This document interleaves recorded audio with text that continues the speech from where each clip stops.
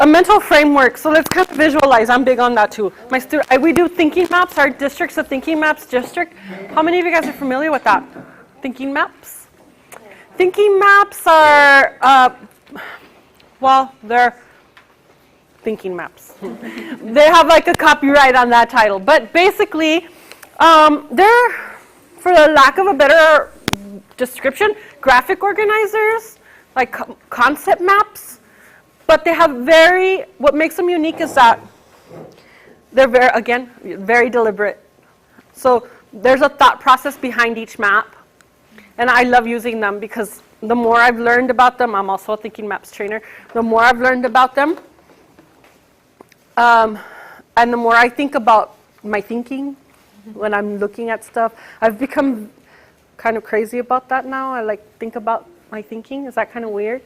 It is a little weird. My students think like that I start every sentence with, "It's so interesting that." They're like, "Everything you say, miss, is so interesting." I go, "Well, I think it is." But the way we think and the way we learn, we have a pattern to that as well, right?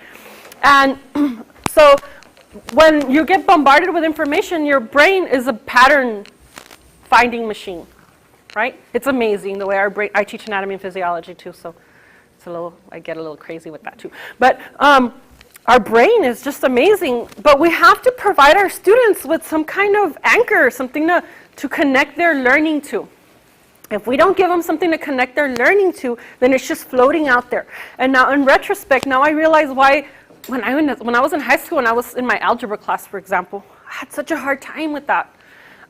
Put me in geometry, I loved it. I thrived in geometry, but I did not thrive in algebra. Although I liked my teacher, she was great. I was just like, I tried my best, but I wasn't able to make any connections there because it's very abstract. Geometry is a little bit more concrete. I could picture it. I could come up with an image, right? And connect that to something else. Algebra, I could not come up with an image. So then it's just like floating out there in space. So it's really important that we provide our students a connection to prior learning. That's the way our brains work. If you don't create some kind of visual, then you really haven't learned it. Okay. Really gotten a grasp of it. So the ELPS basically, I mentioned, are broken up into 4 main components. But how is it that we can kind of grasp that conceptually? Well, I like this kind of framework, okay? If I wanted to do a concept map, I could do like a tree map with 4 branches, saying this is one, this is one, this is one, or something like this. Big ideas. Basically the introduction. Overall, what's the big idea behind ELPS? What's its purpose? We need to make our content comprehensible. We want to build academic language, especially amongst our ELL students. We want them to be able to have that academic discourse.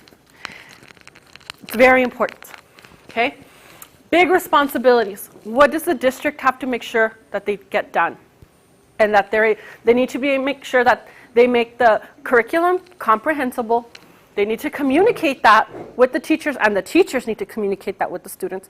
This goes back to that objective. The objective on your board is not for your principal who walks in. It's not for your appraiser. It's for the student. Okay? It needs to be scaffolded. We need to build them up with the goal of removing that scaffolding, and they're able to build on their own knowledge. Okay? Student expectations, that's the nitty-gritty, that's the heart of it, okay? And then the language levels, the proficiency level descriptors. So we did all this morning, okay? So the proficiency level descriptors are those rubrics that let you know at what level of proficiency they are in. What are the 4 categories? What are the 4 areas they're going to be assessed on? You looked at me, here you go. What are the 4? Listening, speaking, reading, and writing. Writing, right? Good, excellent. And Miss Math Teacher, what are the 4 proficiency levels that they have? Beginning, intermediate, advanced, and high advanced. Advanced high, very good, okay.